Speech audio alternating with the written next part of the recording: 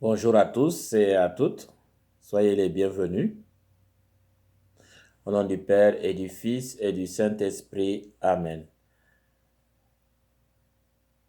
Tout est de Dieu, tout est par lui, tout est pour lui.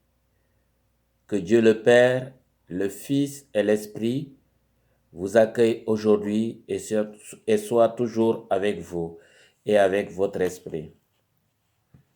Enfants de Dieu, nous le sommes, mais notre vie n'est pas toujours à la hauteur de notre vocation.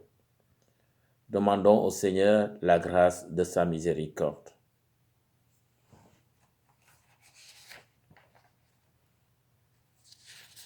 Prions le Seigneur. Dieu qui peut mettre au cœur de tes fidèles un unique désir, donne à ton peuple d'aimer ce que tu commandes et d'attendre ce que tu promets, pour qu'au milieu des changements de ce monde, nos cœurs s'établissent fermement là où se trouvent les vraies joies, par Jésus-Christ, ton Fils, notre Seigneur et notre Dieu, qui vit et règne avec toi dans l'unité du Saint-Esprit, maintenant et pour les siècles des siècles. Amen. Alléluia, Alléluia, Alléluia, Alléluia. Tu es Pierre, et sur cette pierre je bâtirai mon église, et la puissance de la mort ne l'emportera pas sur elle. Alléluia, Alléluia, Alléluia, Alléluia. Le Seigneur soit avec vous et avec votre esprit. Évangile de Jésus-Christ selon saint Matthieu. Gloire à toi, Seigneur. En ce temps-là, Jésus, arrivé dans la région de Césarée de Philippe, demandait à ses disciples, au dire des gens, qui est le Fils de l'homme? Ils répondirent, pour les uns, Jean le Baptiste, pour d'autres, Élie, pour d'autres encore, Jérémie ou l'un des prophètes. Jésus leur demanda, et vous, que dites-vous? Pour vous, qui suis-je? Alors Simon-Pierre prit la parole et dit, tu es le Christ, le Fils du Dieu vivant. Prenant la parole à son tour, Jésus lui dit, heureux es-tu, Simon, fils de Jonas. Ce n'est pas la chair et le sang qui t'ont révélé cela, mais mon Père qui est aux cieux.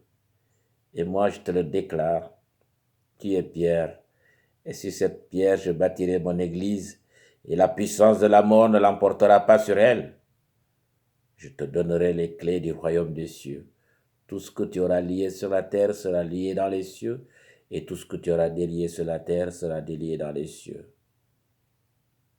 Alors il ordonna aux disciples de ne dire à personne que c'était lui le Christ.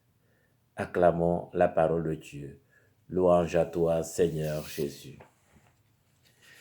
Bien chers fidèles, après un séjour en territoire païen, tiré Sidon, Jésus revient au pays avec sa gagne d'apporte à Césarée de Philippe, cité à population cosmopolite, c'est-à-dire composée de païens et de juifs. Même les païens étaient un petit peu majoritaires, semble-t-il. Il trouve opportun d'interroger ses disciples sur son identité et sa vocation.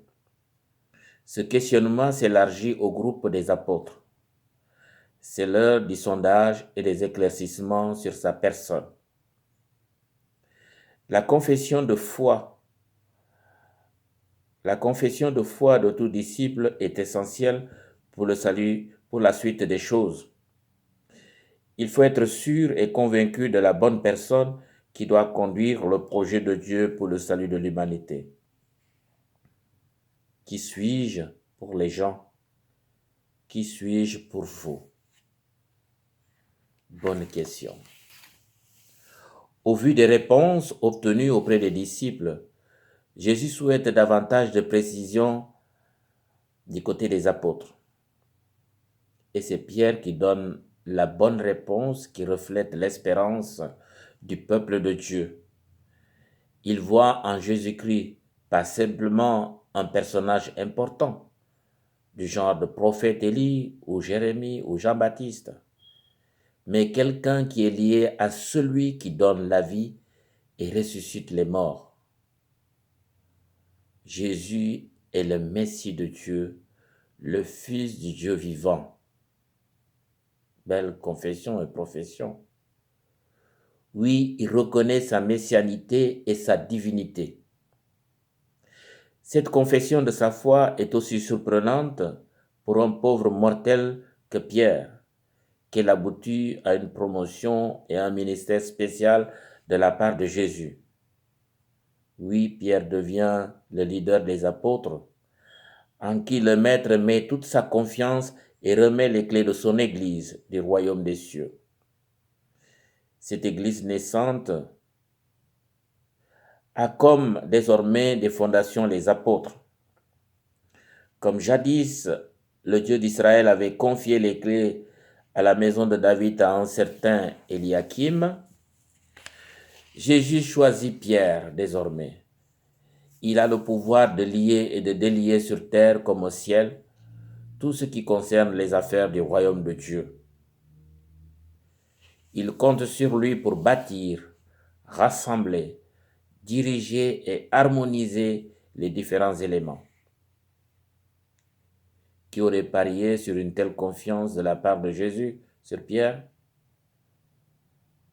C'est dire encore que les voies du Seigneur sont impénétrables, sont insondables, et personne ne peut être son véritable conseiller. Oui, il choisit ses serviteurs comme bon lui semble et les rend capables du service confié.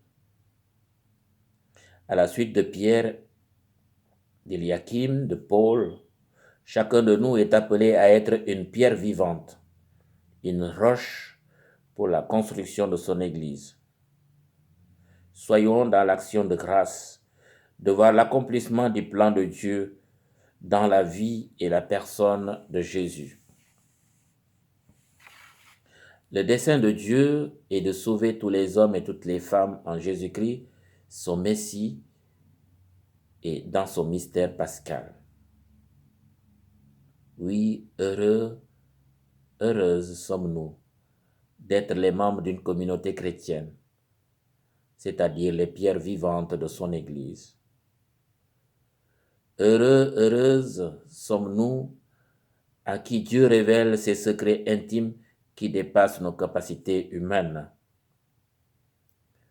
Heureuses sommes-nous d'être vivifiés par son esprit face à la puissance de la mort, aux crises et aux épreuves.